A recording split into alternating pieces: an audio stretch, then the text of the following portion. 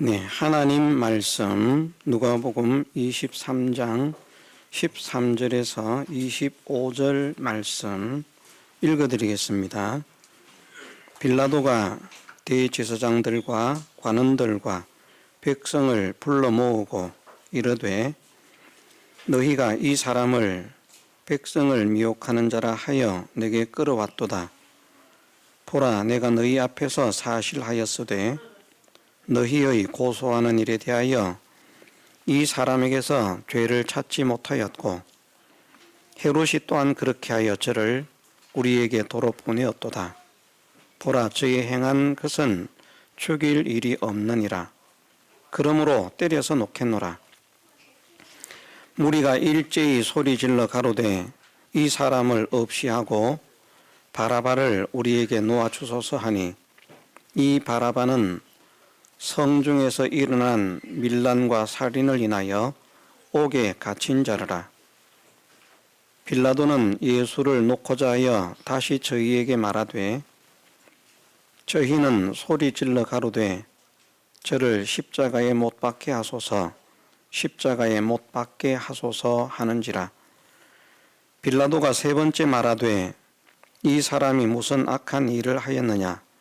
나는 그 죽일 죄를 찾지 못하였나니 때려서 놓으리라 한데 저희가 큰 소리로 재촉하여 십자가에 못 박기를 구하니 저희의 소리가 이긴지라.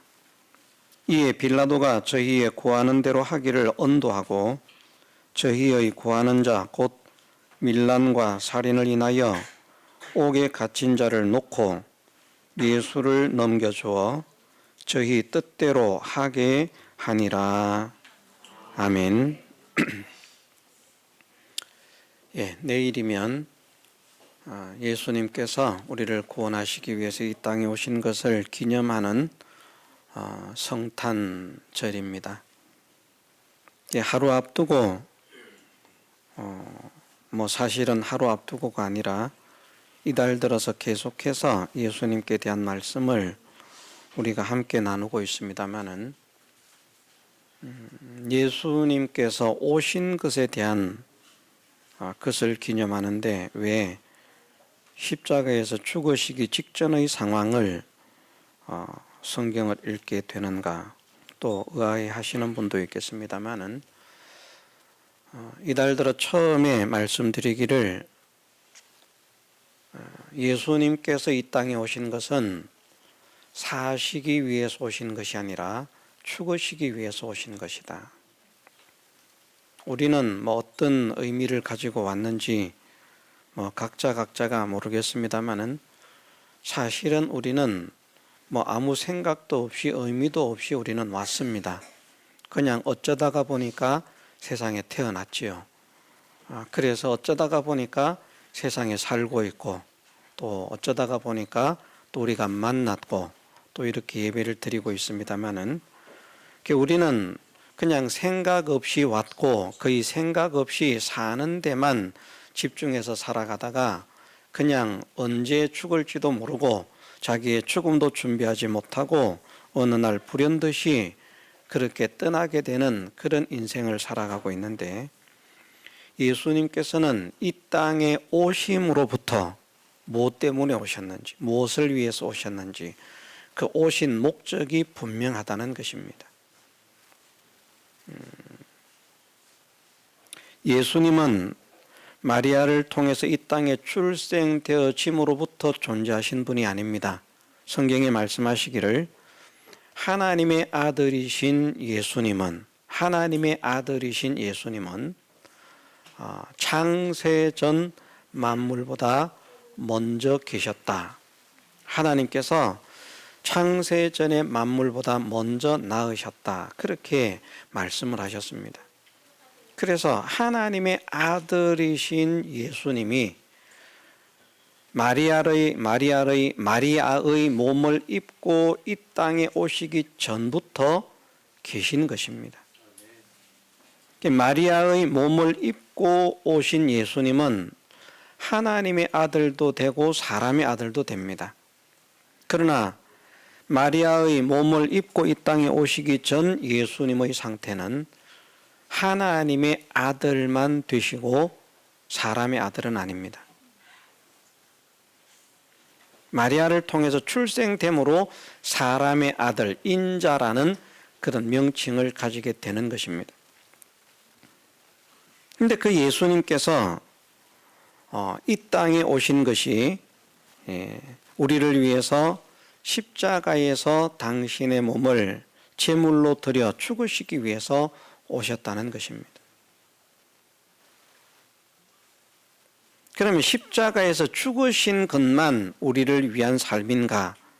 그것이 아니라 우리가 배우기를 예수님의 사실은 전 생애가 다 우리의 죄를 구속하는 삶이고 또 우리의 의를 완성하는 삶이고 우리가 하나님과 하나가 되도록 하기 위해서 우리가 하나님의 원수였거든요. 우리가 알든지 알지 못하든지 우리는 하나님의 원수였습니다. 하나님을 잘 믿는 믿음의 사람들도 그렇게 고백을 합니다. 우리가 전에는 본질상 하나님의 자녀가 아니라 본질상 진노의 자식이었다. 본질상 하나님의 자녀가 아니었다는 것입니다. 그냥 본질상 진노의 자녀였어요. 거기에 우리가는 누구를 포함하고 있는가 하면 그 말씀을 하고 있는 사도 바울을 포함하고 있거든요. 그런데 사도 바울이 얼마나 아름다운 삶을 살았습니까? 얼마나 복된 삶을 살았습니까? 얼마나 거룩한 삶을 살았습니까? 믿음으로 승리하기 위해서 얼마나 많은 싸움을 싸우고 몸부림을 쳤습니까? 우리는 바울의 생애에 비하면 그 흰벗어 놓은데도 따라가지 못할 만큼 연약한 삶을 살고 있음에도 우리는 대단한 우리라고 하는 것을 드러내기 위해서 애를 쓰지만 바울은 우리보다 똑같은 사람인데 우리보다 훨씬 더 나은 삶을 살면서 복된 삶을 살면서 거룩한 삶을 살면서도 자기를 죄인 중에 괴수라고 고백을 하고요. 만삭되지 못하여서 난자와 같다고 고백을 하고요. 나는 예수님을 만나기 전에 본질상 진노의 자녀였다. 그렇게 고백을 합니다. 믿음의 이치를 깨달은 사람은 이런 고백을 할 수 있는 겁니다. 어쨌든 우리가 부정하든지 부정하지 않든지 간에 또 인정을 하든지 인정을 하지 않든지 간에 모든 사람은 본질상 하나님의 원수였고 진노의 자식이었습니다. 그런 우리를 하나님과 친목하도록 화목하도록 하나가 되게 하도록 하는 이 일을 위해서 오셨다는 것이죠. 우리가 한번 생각을 해봅시다. 우리에게도 마음에 들지 않는 사람이 있거든요. 원수가 있거든요. 가까이 하기가 정말 어렵습니다. 내 마음에 드는 사람, 내가 좋아하는 사람, 나를 위해 주는 사람, 아껴주는 사람, 사랑해 주는 사람은 그만 사랑이 가는데 애정이 가는데 내 눈에 걸리는 사람, 나에게 못되게 하는 사람, 나를 못살게 구는 사람, 나에게 피해를 주는 사람, 그런 사람은 가까이 하기가 어렵습니다. 좋은 눈으로 보아지지 않습니다. 우리는 비록 부족하고 못난 자임에도 우리와 동일하거나 우리보다 나은 사람이라고 할지라도 우리 마음에 들지 않으면 가까이 하기가 어려운데 어떻게 거룩하신 하나님, 지고하시고 지선하신 하나님께서 하나님의 원수된 우리를 가까이 해 주실 수 있겠습니까? 이것은 상상도 할 수 없는 일입니다. 그런데 이렇게 하나님의 원수 되었던 우리를 하나님과 화목한 자로 만드시기 위해서 주님이 이 땅에 오셨고 그러한 삶을 사셨다는 것입니다. 우리와 하나님과 화목한 자가 되게 하시려고 하니까 예수님이 우리 대신 하나님과의 화목을 이루어야 하거든요. 그런데 현실이 어떤 현실인가 하면 예수님이 살아내고 있는 그 모든 현실은 사실은 아버지를 원망하지 않을 수 없는 현실. 아버지에게 불평하지 않을 수 없는 현실.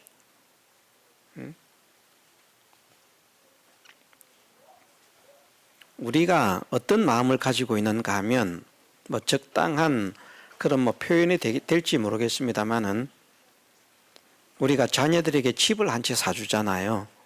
그럼 집을 사줄 때는 고맙습니다. 어머니 아버지 말씀 잘 듣겠습니다. 그런데 이제 자녀가 어떤 일이 생겨서 돈이 필요하게 됐어요. 급하게. 막 그게 없으면 내가 감옥에 갈 수도 있고 어쨌든 큰 사달이 날 수 있는 그런 급한 상황에 급전이 필요하게 됐는데 부모에게 돈을 달라고 합니다. 없어서 못 주는 것은 이해가 돼요. 그런데 부모가 말을 합니다. 야, 내가 너한테 집도 사줬는데 내가 너한테 돈이 없어서 못 주는 게 아니라 이것은 안 되겠다. 네 힘으로 해결해 봐라. 자녀의 마음이 어떨 것 같습니까?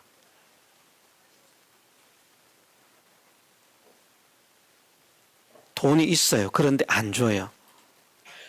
좋은 집을 사주셨어요. 몇 억짜리 집을. 제 천에는 몇 억짜리 집이 있는지 모르겠습니다만은 그 집을 받을 때에는 잘 순종하겠습니다. 어떻게 하겠습니다 했는데 돈이 필요한데 있는데도 안 준다라고 말하면 그만 섭섭할 겁니다. 우리는 그렇습니다. 나는 절대 그렇지 않다 라고 하는 분이 계신다면 그분은 제가 성자, 성녀로 인정해 드리겠습니다. 난 절대 그렇지 않아. 받은 은혜가 있는데 왜 그 은혜에 감사하지 못한다는 말이냐. 그러면 그건 인간의 도리가 아니지. 나는 그런 은혜를 한번 받았으면 그 이후에는 아무리 섭섭하게 해도 나는 절대 부모와 그런 안 좋은 그런 관계를 갖지 않고 다 이해하고 부모님이 어떤 일을 할지라도 다 이해하고 다 용서하고 나는 그런 사람이 될 거다. 그런 사람이라고 하면 솔직하게 제가 성자와 성녀로 추앙을 해드리겠습니다. 정말 어려운 일입니다. 그런데 예수님께 당한 현실이라고 하는 것, 예수님 앞에 놓인 상황이라고 하는 것, 예수님 앞에 주어지는 문제라고 하는 것들을 생각해 보면요, 하나님께, 예수님이 하나님의 아들이신데 어떻게 하나님께서 당신의 아들에게 저런 환경을 허락하실 수 있는가? 우리는 우리 자녀들에게 내가 좀 가진 것이 있다면 자녀들이 고생하는 거 못 봅니다. 어려움 당하는 거 못 봅니다. 우리는 내가 좀 못 먹더라도 자녀들을 먹이기를 원하고, 우리는 내가 좀 못 입더라도 자녀들을 입히기를 원하고, 우리는 내가 좀 못 살더라도 자녀들을 살리기를 원하는 마음을 가지고 있지 않습니까? 이렇게 강팍한 마음을 가지고 있는 우리임에도 불구하고 자녀들에게 그런 마음을 가지고 있다는 말입니다. 그런데 예수님은 하나님의 아들이십니다. 성경에 말씀하기는 하나님께서 모든 것의 주인이고 모든 것을 창조하셨고 사랑하는 자에게 모든 것을 허락하신다라고 말씀하셨는데, 예수님은 진짜 하나님의 참 아들인데 예수님께 당한 환경, 형편, 현실, 주어진 모든 것들 정말 가슴 아픈 일이고요. 사람들이 생각하기에는 하나님이 계신다면 어떻게 저럴 수가 있을까? 저 사람처럼 하나님을 사랑하는 사람이 없는데, 저 사람처럼 하나님의 말씀을 잘 듣는 사람이 없는데, 저 사람에게 주어지는 현실을 보니까 하나님 없는 것 같다라고 인정할 수 있을 만큼 열악한 환경입니다. 열악한 현실입니다. 고통스러운 현실입니다. 절망스러운 현실입니다. 우리 같으면 그 정도 되면요, 원망한다니까요. 네. 집을 사줘도 차를 사달라고 했는데 안 사주면, 돈이 있는데도 안 사주는 줄 알면 원망한다니까요. 내가 꼭 차가 필요한데 돈이 있으면서 왜 안 사줍니까? 나는 차는 못 사주겠다. 집은 사줬지만. 집 사줬다고 차를 안 사준다니요. 돈이 있는데. 원망한다니까요. 그런데 사람들이 볼 때 예수님은 아버지께 받은 은혜가 하나도 없는 사람처럼 보이고요. 아버지께 받는 사랑이 하나도 없는 사람처럼 보이고요. 버린 자식처럼 보입니다. 아버지가 없는 것처럼 보입니다. 하나님의 아들인데 어떻게 그럴 수가 있을까? 하나님은 사랑하는 아들에게 어떻게 저럴 수가 있을까?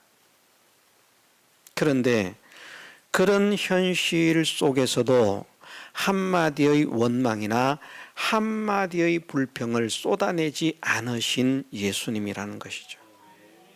그것이 하나님과 화친을 지키는 방법이었고요. 하나님께 원망하고 불평하면 그만큼 멀어지는 거거든요.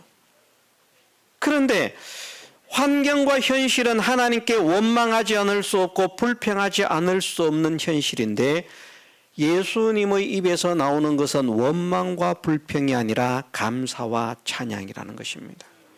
감사와 찬양.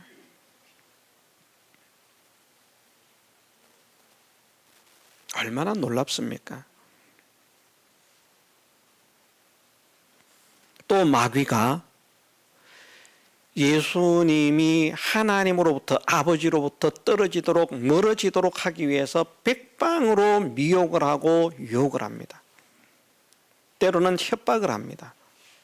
그런 모든 마귀의 계계를 다 이기고 아버지의 말씀을 배반치 않는 그것으로 하나님과 하나된 화친을 지키셨다는 말씀입니다.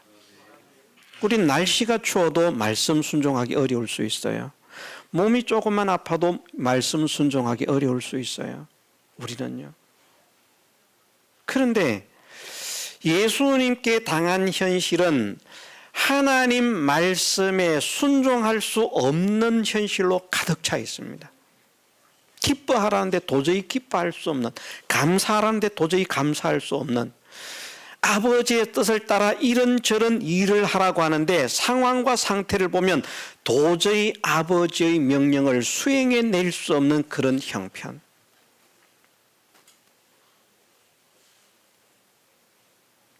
주님은 아프고 쓰린 몸을 이끌고 아버지의 명령을 순종하셨습니다.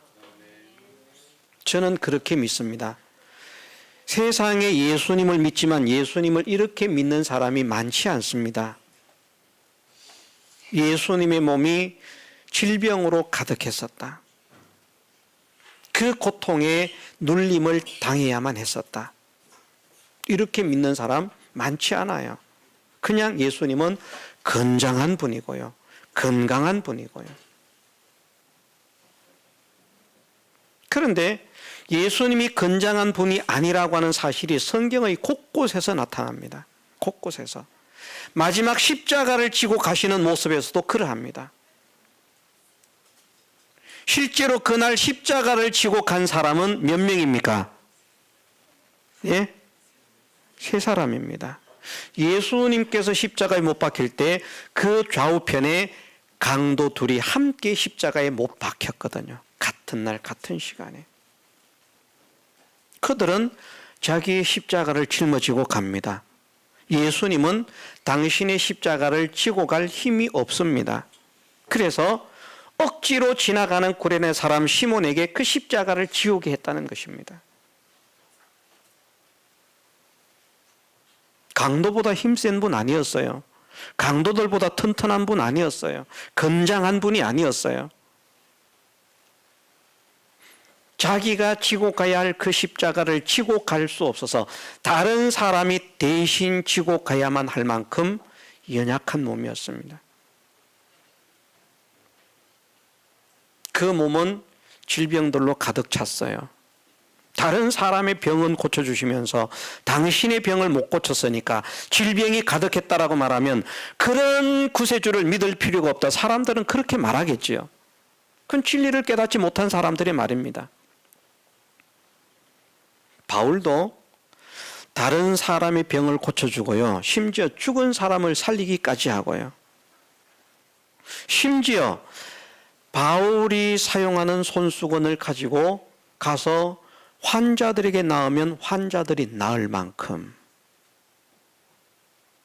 또 그림자가 지나가면 그림자 그것만이라도 지나가기를 원할 만큼 믿음의 사람들, 베드로를 통해서 바울을 통해서 그런 역사들이 일어났습니다. 그런데 그런 능력을 행하는 바울이 자기 몸에 있는 작은 병 하나를 고치지 못해요. 자기 병도 못 고치는데 그게 무슨 능력자라고 이렇게 말하겠지요. 그런데 다른 사람은 다 고칩니다. 예수님이 죽은 자를 살리고요, 문둥병자를 고치고 다 고치는데 당신의 병은 고치지 않습니다. 고쳐달라고 간구하지도 않으십니다. 왜냐하면 우리의 죄의 짐을 담당해야 되기 때문에, 우리의 죄의 고통을 당신의 몸에 짊어져야 하기 때문에, 우리가 당해야 될 고난을 당신이 대신 당하셔야 하기 때문에, 그래서 그 병을 가지시는 것이고 그 병을 고침받지 않고 나가는 거예요. 그런데 우리가 죽을 만큼 고통스러운 병이 걸리면 신앙생활 제대로 할 수 있겠습니까? 못합니다. 그런 예수님이 아버지의 명령을 순종한다는 거 쉬운 일인가? 쉽지 않습니다. 그런데 그 열악한 환경과 현실 모든 상황 속에서도 온전히 아버지의 말씀을 수행해내는 그 삶을 사셨다는 것입니다. 그러므로 인해서 하나님과 화친한 하나된 그 관계를 죽으면서까지도 양보하지 않으시고, 하나된 그 관계를 가지고 죽으심으로 이루신 그 화친을 우리에게 주셔서 하나님의 원수가 되었던 우리가 하나님과 하나가 될 수 있는 이 은혜를 허락해 주셨다는 것이죠. 오늘 본문 속에서도 그러한 내용이 나타납니다. 하나님과의 화친을 지키는 주님의 모습, 사랑을 잃지 않고 감사를 잃지 않으시는 주님의 모습. 여러분들, 우리는 하나님을 믿기 때문에 뭐 세상의 다른 종교의 경전들을 살펴볼 필요도 없고 그럴 시간도 없겠습니다만은, 아는 대로 세상에 있는 모든 종교의 경전들이나 신들이 한 일들을 한번 찾아보십시오. 세상의 어떤 종교의 믿음의 대상들이 자기를 믿으라고 추종하라고 하는 자들에게 이렇게 희생하고 이렇게 헌신하고 이렇게 사랑을 베푸셨는지, 그런 신이 없습니다. 그런 믿음의 대상이 없습니다. 그런데 예수님은 당신의 생애 전체를 우리의 죄의 짐을 짊어지고 가시는데 투자를 하셨고요, 사용을 하셨고, 마지막 순간까지도 그렇게 죄의 짐을 짊어지고 가시는데, 이제 십자가형을 언도받는 이 장면에서 지난주에 우리가 잠깐 살폈습니다마는 오늘 누가복음 23장 13절에서 25절까지의 말씀을 읽어보니까 빌라도라고 하는 총독이 있었는데, 이 총독이 예수님을 놓으려고 애를 씁니다. 풀어주려고 애를 씁니다. 그런데 사람들은 소리를 지르면서 그를 죽이고 바라바를 놓아주세요.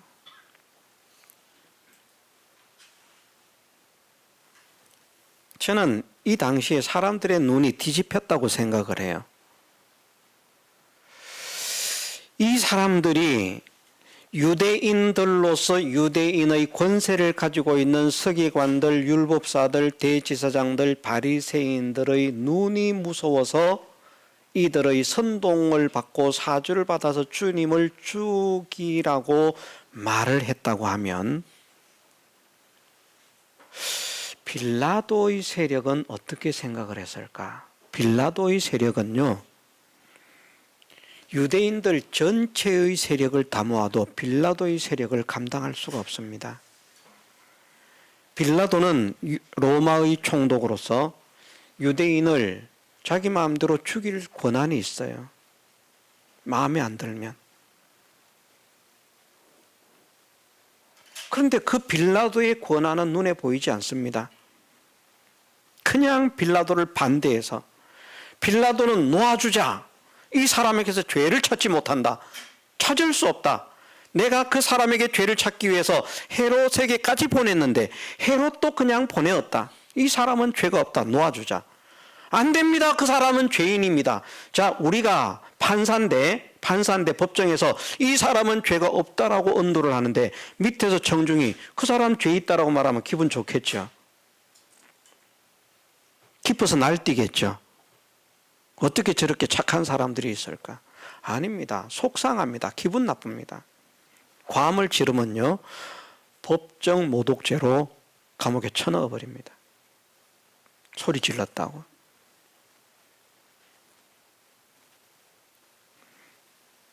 빌라도가 말하지 않습니까?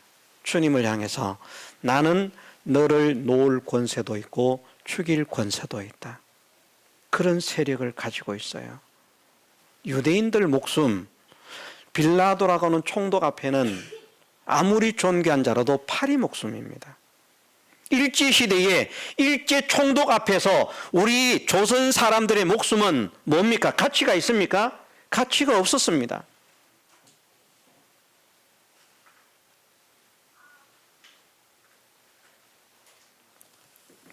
그런 권세를 가진 자가 예수님을 놓아주자고 몇 번을 거듭해서 말합니다. 그런데 백성들이, 유대인들이 한결같이 하는 말이 저를 십자가에 못 박게 하라. 저를 십자가에 못 박게 하라. 얼마나 고집이 센지 22절 23절에 보면 빌라도가 세 번째 말하되 이 사람이 무슨 악한 일을 하였느냐 나는 그 죽일 죄를 찾지 못하였나니 때려서 놓으리라 한데 저희가 큰 소리로 재촉하여 십자가에 못 박기를 구하니 저희의 소리가 이긴지라. 빌라도를 꺾어버렸습니다. 내가 총독 같으면요, 저 지금 주동자 저거 내가 지금 명령을 했는데 내 명령을 무시하는 저 주동자 저거 잡아서 쳐넣어버려 이럴 겁니다. 그런데 빌라도가 졌습니다. 식민지를 지배하는 총독으로 있는 자가 질 만큼 그 세게 소리를 질렀습니다. 다른 말씀에서는 어떻게 표현을 하고 있습니까? 밀란이 일어나려고 했다는. 밀란이 일어나려고. 우리말 안 들으면 우리가 밀란을 일으킨다는, 폭동을 일으킨다. 난리가 날 것이다. 겁나지? 우리말 들어. 자, 그런데 우리가 예수님의 상황으로, 예수님의 시점으로 돌아와 보십시다. 지난주에 잠깐 했습니다마는 우리하고 예수님은 달라요. 예수님은 모르시는 것이 없는 분입니다. 거기에 모인 사람들을 주님이 모르십니까? 우리는 그 사람들이 모였을 때 우리의 상황은 모를 수 있어요. 그런데 주님은 거기에 모여 있는 사람들이 누군지 다 아십니다.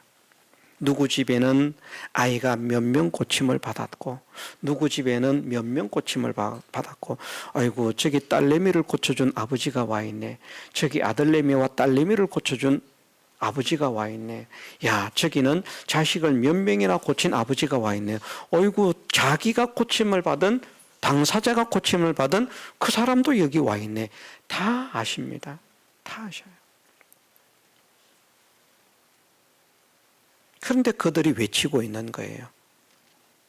너를 죽이겠다고. 너를 죽이지 않으면 내 직성이 풀리지 않겠다고.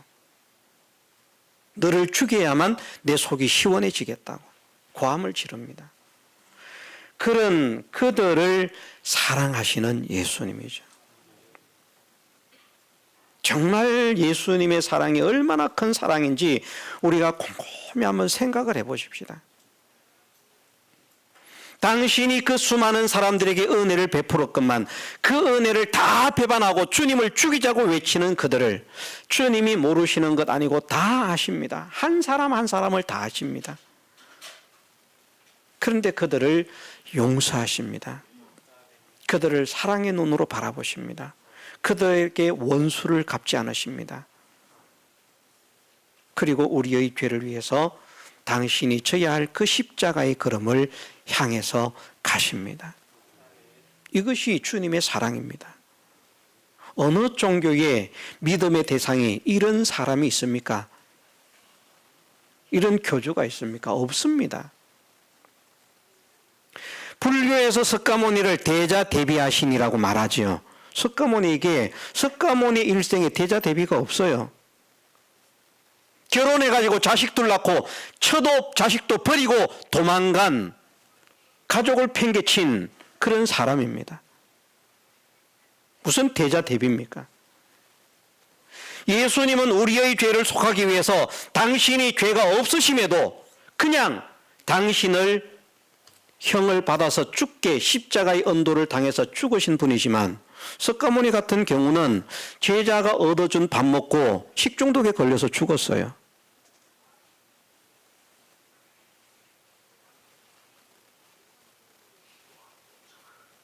한국에는 안상파가 있습니다마는 그 하나님이라고 살아있을 때 안 죽는다 그랬거든요. 84년도가 6년도가 제가 연도를 정확하게 기억은 못합니다. 그런데 안상홍이가 죽었어요. 왜 죽었는가? 국수 먹다가 죽었어요. 하나님이 국수 먹다가 돌아가셨대. 기가 찬 일 아닙니까? 하나님 안 죽는다고 했는데 안 죽는 하나님이 국수 먹고 돌아가셨대. 그 하나님을 국수 먹고 돌아갔으면, 죽었으면 안 믿을만 하잖아요. 지금 믿는 사람이 수십만이라니까요. 얼마나 어리석은지 모릅니다. 세상의 어떤 단체를 돌아보아도, 세상의 어떤 종교를 돌아보아도, 살펴보아도, 어떤 교주를 돌아보아도, 어떤 신을 돌아보아도, 어떤 믿음의 대상을 돌아보아도 예수님처럼 사랑을 행하시고 사랑을 실천하시고 원수를 용서하신 그런 분이 없습니다. 예수님이 유일하십니다. 이런 예수님께서 오신 것을 기념하는 날이 바로 내일이라는 것이죠. 내일을 앞두고 이런 주님을 생각해 보는 우리가 되었으면 좋겠습니다. 정말 우리가 예수님을 잘 만났구나. 정말 우리가 믿음의 대상을 잘 만났구나. 이런 믿음의 대상이 세상에 없구나.